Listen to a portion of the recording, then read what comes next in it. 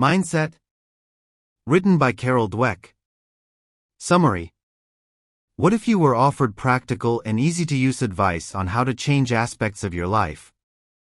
Mindset blends research and relevant anecdotes to illustrate the differences between a fixed and growth mindset.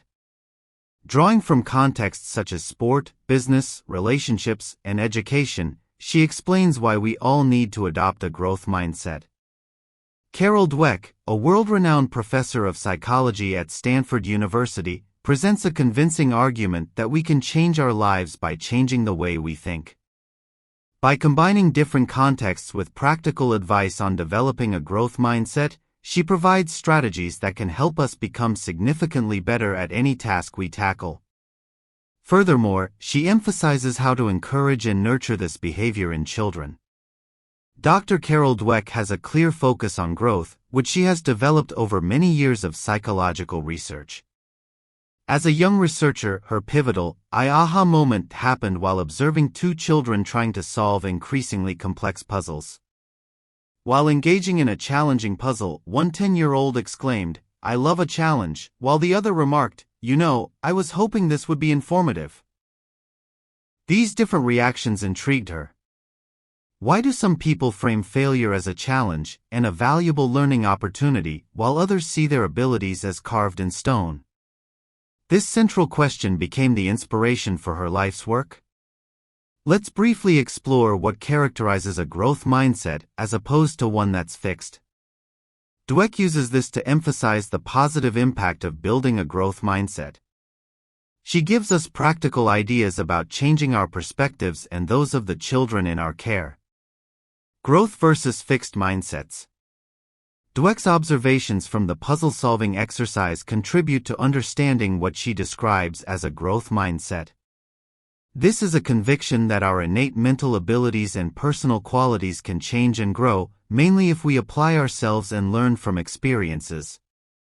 By reframing failure as something that shouldn't be feared, and viewing mistakes as learning opportunities, challenges can become exciting. On the other hand, a fixed mindset is the belief that our ability, intellect, and personality traits are immutable, unchangeable. This means when someone with a fixed mindset fails, this is perceived as weakness, and as a result failure should be avoided at all costs. Which of the following questions resonate the most with you? Is your intelligence something fundamental about you that you can't change very much? Are you a certain kind of person, and there's not much that can be done to change that? Do you believe that no matter how much intelligence you have, you can always change? Do you think that you can always change things about your personality? Mindsets are often context-specific. The first two questions reflect a fixed mindset. Dweck cautions that we all have fixed mindsets that pop up in certain situations. For example, there are times where all of us are likely to agonize over mistakes and failures, and when we may want to hide our deficiencies. Wanting to prove ourselves and feeling the need for perfection are natural responses, but they can hold us back. Dweck admits that she had previously held a robust fixed mindset, and that her experiences in her early years of schooling entrenched this. Over time, she noticed a shift towards a growth mindset when she could say, in the same breath, "This is hard. This is fun." A growth mindset is when we believe that we can grow our intelligence, and we delight in the process of stretching ourselves. Perceptions of success should focus on what we have learned, and what obstacles we may have had to overcome. Furthermore, when we value the process of learning, regardless of the outcome, then these are positive steps. And it's important to note that it's not always the people who start out the smartest who end up becoming the smartest. The fixed mindset of feeling that we have to live up to labels and expectations can inhibit our perseverance. Hence, for some people, it becomes safer to give up than to risk potential failure. The need to feel continuously validated and feeling like somebody for a while is problematic. This is because underlying concerns aren't being addressed. So, while a growth mindset doesn't negate unpleasant feelings and experiences, it does allow individuals to confront setbacks not as significant obstacles but as problems to be solved. In a society that lauds effortless accomplishment and celebrates innate talent and ability, it can be problematic to encourage a growth mindset. This is because fixed mindsets are so prevalent in so many areas of our lives, and they're often entrenched in early childhood. The author's research into education and parenting reveals how mindsets perpetuate in adult life, whether in business, sport, or relationships. Mindsets in different contexts. To explore the impact of different mindsets in various contexts, let's examine a few sporting legends. Individuals such as Muhammad Ali, Michael Jordan, and Tiger Woods have growth mindsets which made them push much harder for success. The effort that they were willing to put in arguably exceeded their initial talent. A growth mindset also makes champions dig deeper when they need to. Some coaches recognize the importance of personality traits and work ethic and recruit for growth mindsets instead of just focusing on talent or physical prowess. A sports coach's job might be geared toward winning, but good coaches analyze and motivate their players, not only for the game but also for life. They build character which develops out of mindsets. The downplaying of hard work over natural talent doesn't only happen in sport, but also in business. There are numerous examples of big and small companies that have been inhibited by fixed mindsets. Enron is a good, or more accurately, bad example of our fixation with talent and hero status, and how destructive this can be. Enron believed in talent, and this message filtered down to staff, who felt the need to appear extraordinarily talented.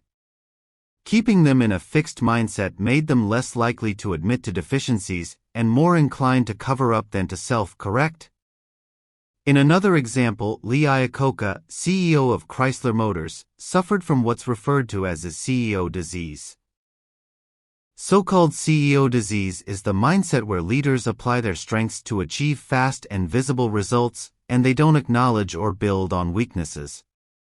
Furthermore, they take massive exception to criticism. This lack of flexibility makes it too risky for colleagues to challenge them or apply a growth mindset in their own roles in the company. On the other hand, companies that thrive over the long term often have self-effacing leaders who ask many questions, absorb tough answers, and work with staff at all levels to find strategies to regroup and thrive. A fixed mindset leader is focused on the self, whereas a growth mindset leader focuses on the we and the us.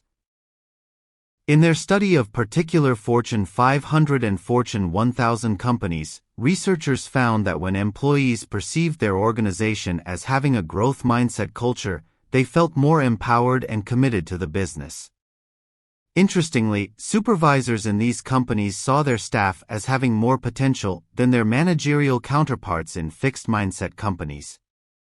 The fact is that all managers can train to develop a growth mindset, to create a culture of development, as opposed to a culture of genius. Maybe it's time to consider whether or not we work in a growth or fixed mindset workplace, and to interrogate which mindset we reflect in our own comments and actions. This self-awareness will make us a lot more open to adapting and perhaps shifting our mindsets. On a more personal note, our relationships can also be deeply affected by which mindset we adopt. When hurt in love, growth mindset people do not succumb to a sense of permanent unworthiness or hold on to seeking revenge. They feel that they can apply what they have learned and what they have experienced in new relationships. Furthermore, a fixed mindset can happen on 3 relationship levels: our innate qualities, our partner's qualities, and the qualities of the relationship, and this is when we believe that nothing will change.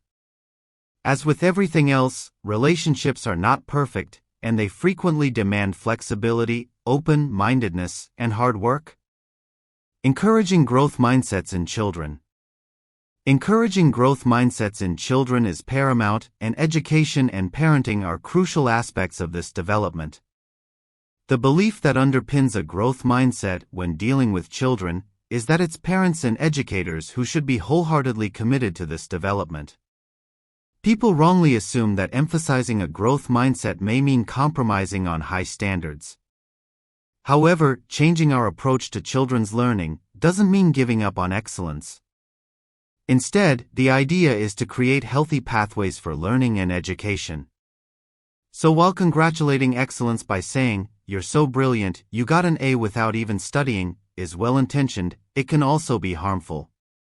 This phrase is redolent of a fixed mindset, and this focus on excellence may harm future motivation and performance. Furthermore, such statements tell us that our ability is innate, while also downplaying the value of hard work. So teachers need to be aware of how children respond to feedback. What's important is that great teachers are the people who are fascinated with the process of learning as opposed to the outcomes. Furthermore, and importantly, teachers and parents need to be honest with children and provide them with realistic and achievable goals. And crucially, children need to be given the tools to reach their goals. We all know that the human brain is incredibly complex. Learning about brain development and how we learn is invaluable to students. In this regard, the author has developed an online program for children called Brainology. Often children try to present what they feel their parents would like them to be, and they strive towards this perfect image. This image of the self is likely to come from a fixed mindset. A helpful family activity for practicing a growth mindset could be, at the end of the day, when everyone in the family shares what they learned that day. By detailing what they learned, their mistakes, and what this experience taught them, family members will learn to adapt to a growth mindset. As a cautionary note, it's possible to adopt a false growth mindset. This is when we praise the effort that's not taking place. Growth mindsets need outcomes and shouldn't be about empty promises and telling children that they can do anything. Developing a healthy and well-rounded child is about accessing skills and resources and encouraging setbacks. And rather than admonishing a child with a fixed mindset towards something, we should focus on how to engage with why they feel that way. We also have to be aware that even if we, as parents or teachers, have a growth mindset, we don't necessarily pass this on to children. We have to carefully evaluate how we praise, how we react to our struggles, and how we dive into learning. In conclusion, Carol Dweck gives guidance on how to gear a growth mindset towards finding a solution. And just thinking this way isn't sufficient, which is why we need concrete steps. What happens when you're disappointed or don't achieve a particular goal? Many of us will feel dejected or carry around the feeling of failure. Adopting a growth mindset allows us to engage with the ways to stay on track with our goals, despite any setbacks or failures. So, despite the setbacks that all of us will undoubtedly face, having a growth-directed plan will allow us to overcome challenges more healthily and productively. So we all need to visualize and implement our growth plans to overcome obstacles and challenges. This isn't a foolproof method, and we need to be cognizant of the fact that our fixed mindset is likely to get triggered at certain times. For example, when confronted by failure or criticism, we need to listen to ourselves and critically evaluate how we're feeling and why we have been triggered. Dweck encourages us to name this persona in our heads. This way, we recognize that this persona will accompany us on our life journey at many times, and we can help him or her to let go a little, relax into the experience, and enjoy the trip more. Ultimately, a growth mindset is about believing that we can all develop our abilities. And the practicality of Dweck's work helps us understand that we don't get a growth mindset by proclamation. Establishing a growth mindset is a journey. What's more, our fixed mindset persona is likely to accompany us on our travels. So, with this in mind, you may as well get to know them, because they'll be riding shotgun as we head towards personal growth and well-being.